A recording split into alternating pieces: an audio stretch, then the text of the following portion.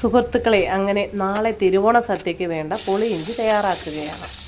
ചട്ടിയിലേക്ക് എണ്ണയൊഴിച്ച്, ഞാൻ സാധാരണയായിട്ട് ഉപയോഗിക്കുന്നത് RCMൻ്റെ തവിടെണ്ണയാണ് ഉപയോഗിക്കുന്നത്, അപ്പോൾ അതാണ് ഒഴിച്ചിരിക്കുന്നത്.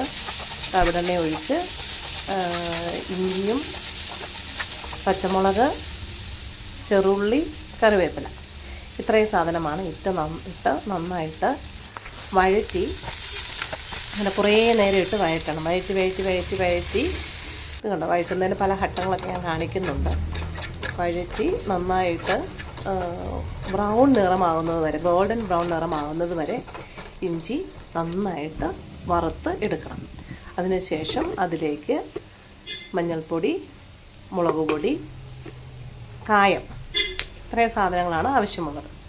നന്നായിട്ടിട്ട് അതും നന്നായിട്ട് ചെറുതീയിലാണേ അപ്പോഴത്തേക്കും നന്നായിട്ട് വഴറ്റി അതും നന്നായിട്ട് മൊരിഞ്ഞ് വരുന്നത് വരെ നമ്മൾ അങ്ങനെ ഇളക്കി കൊടുക്കണം. അതിനുശേഷം പുളി നേരത്തെ തന്നെ വെള്ളത്തിലിട്ട് വെച്ചിട്ടുണ്ട്. വാളൻപുളിയാണ് ഉപയോഗിക്കുന്നത്. വാളൻപുളിയും നന്നായിട്ട് ചേർത്ത്, അതായത് ഇതിപ്പോൾ ഒരു കപ്പോളം ഇഞ്ചിയുണ്ട്, അതിനനുസരിച്ച് ഒരു വലിയ ചെറുനാരങ്ങ വലുപ്പത്തിലുള്ള വാളൻപുളിയാണ് എടുത്തിരിക്കുന്നത്. പുളി ചേർത്ത് നന്നായിട്ട് തിളച്ചൊരുവിധം വറ്റി വരുമ്പോഴാണ് അതിനകത്ത് ശർക്കര ചേർക്കുന്നത്.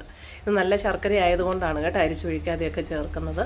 ശർക്കരയും ചേർത്ത് നന്നായിട്ട് കുറുക്കി വറ്റിച്ച് അങ്ങനെ ഇഞ്ചിപ്പുളി തയ്യാറായിട്ടുണ്ട്.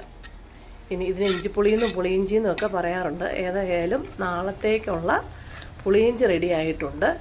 ഇത് തലേ ദിവസമേ വച്ച് വെക്കണം, കാരണം പുളിയിഞ്ചി തയ്യാറാക്കി ഒരു 4 മണിക്കൂറിന് ശേഷമേ ഉപയോഗിക്കാൻ പാടുള്ളൂ.